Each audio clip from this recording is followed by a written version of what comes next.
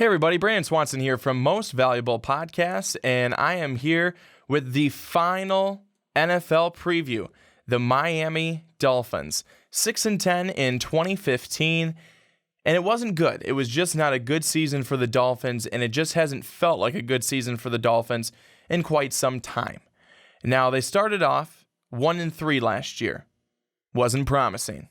However, you look to this year, they have the 11th toughest schedule in the NFL. And to start things off, it certainly is going to be difficult. In their first 4 games, they're on the road at Seattle, at New England, and at Cincinnati. At Seattle, it's going to be extremely difficult. They start off the season on the road at Seattle, and you have that defense paired with that crowd, paired with that stadium. That equals an L, usually. Cincinnati is also going to be tough on the road.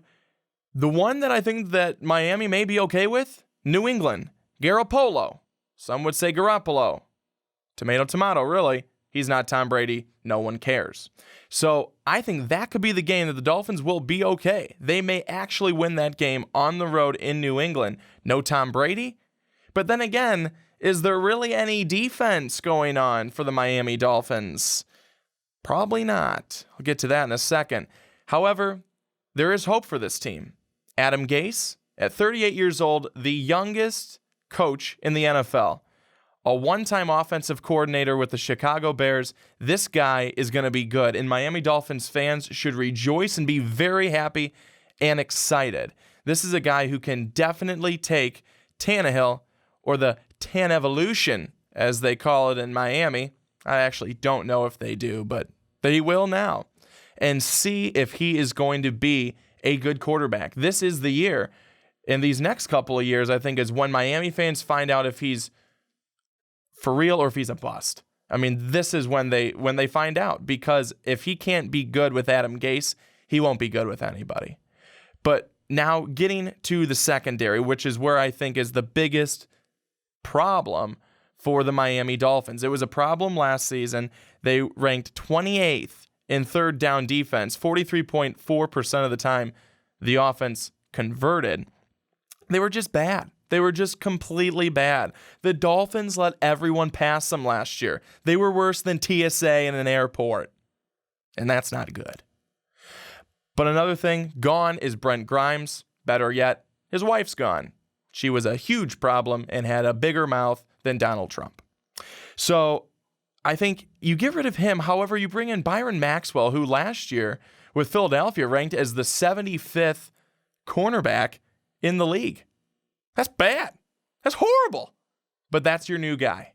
And now on the other side, you're going to have Xavier Howard, a rookie, or you're going to have Tony Lippett, a converted wide receiver. There's no hope. Just kidding. There is a little bit of hope, but you didn't get much better. Brent Grimes, who really had been good for a little while, was up and down. He was getting long in the tooth, and frankly, it was just time to move on. Rushing defense, not good. 28th against the run last year, 21st in yards allowed, and that was with their front four of Cameron Wake and Ndamukong Suh, Earl Mitchell, and Olivier Vernon. Vernon's gone, and they replace him with an older Mario Williams. Laramie Tunsil, though, smoking some weed on the offensive line, so that should be exciting for all Dolphin fans. Miami really was lucky getting him as late as they did. I think that helps things for Tannehill. Then you have to look at the running back situation. They have I don't even know how to say his last name. Ajayi. That's what we're calling him. It's what we're calling here on MVP. He will be called by no other name because no one else knows how to say it, I don't think. Well, maybe. Anyone? No one knows. No one knows. But I think an interesting move was signing Arian Foster. Turns 30 before the season even starts. Injury prone, clearly. Could make up to $3.5 million. Miami, it's an interesting move. High risk, high reward. I get that. But is that the type of move that you want to make right now to try and make a push to compete in the AFC East? My opinion, not the right move for this team. Money could have been spent elsewhere.